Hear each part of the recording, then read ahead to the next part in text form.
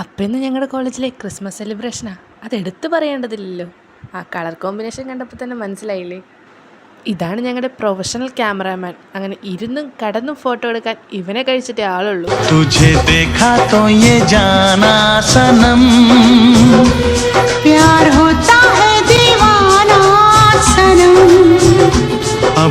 അങ്ങനെ ഫോട്ടോഗ്രാഫറുടെ കുറച്ച് കഴിവേറിപ്പോയതാണ് ഇപ്പം കണ്ടുകൊണ്ടിരിക്കുന്നത്.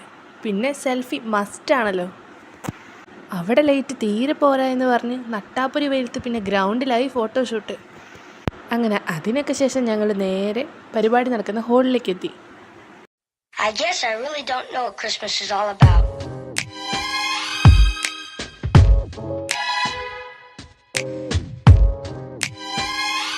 Isn't there anyone who knows what Christmas is all about?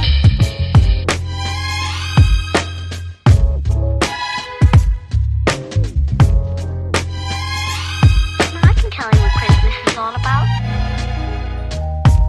Chestnuts roasting, Jack Frost nipping at your nose. So I'm offering this simple phrase.